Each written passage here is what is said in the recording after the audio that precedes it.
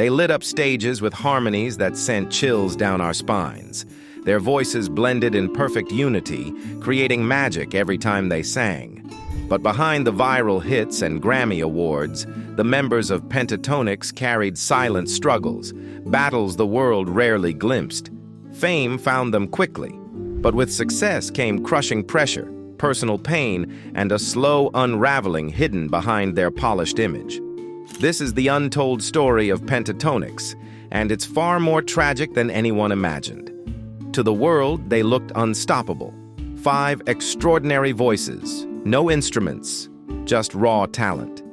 They redefined a cappella, going from winning NBC's The Sing-Off to selling out arenas and stacking up Grammys. On stage, they felt like family. Their chemistry looked electric, their smiles contagious. But like so many stories in entertainment, the camera only caught half the truth. Behind those perfect harmonies were deep wounds, silent tensions, private battles that didn't fit the polished, happy image they showed to millions. Some members struggled with personal identity. Others buckled under the weight of fan expectations, mental health challenges, and the constant demand to perform. Always on. Always perfect. The cracks finally showed when founding member Avi Kaplan made the heartbreaking decision to leave in 2017. For fans, it felt like a tear through the center of something beautiful.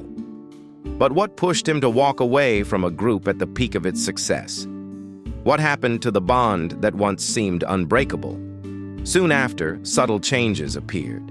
New members, new dynamics, quiet rumors. And while Pentatonix continued to put out music and pack concert halls, longtime fans noticed the difference. The spark wasn't quite the same. Something had shifted. But the real tragedy wasn't just about Avi leaving. It was that all the members were silently carrying a burden, the kind of invisible weight that builds when your passion turns into your paycheck. When creativity stops being joy and starts feeling like work. And when personal struggles have to stay hidden behind the spotlight, raging in silence. As we peel back the layers of their journey, the pain, the sacrifices, the closed-door decisions, a harsh truth stands out. The cost of harmony isn't always heard in the music.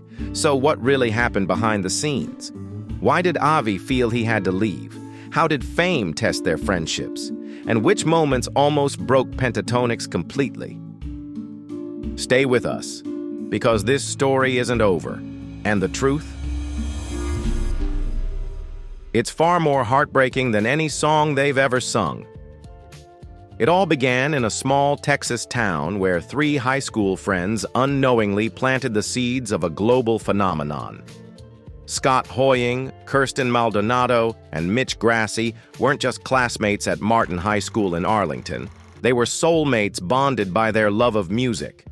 Scott was charismatic and creative, the driving force. Kirsten brought a shimmering voice full of power and clarity, the heart of their harmonies. And Mitch? Mitch was fiercely individual, wildly talented, and a master of turning every performance into something unforgettable. They sang everywhere, hallways, classrooms, empty stages. Music was their refuge.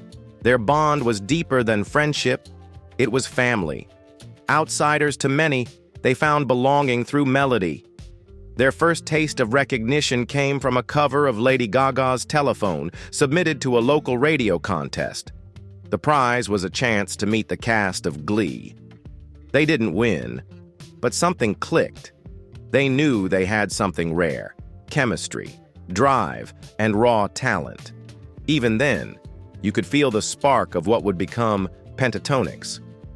Years later, Scott enrolled at USC and joined the prestigious SoCal Vocals a cappella group. That's when the Sing-Off came into view, a national a cappella competition on NBC. Scott knew this was their shot.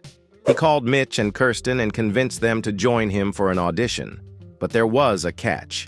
Groups needed 5 members. They needed a bass. They needed a beatboxer.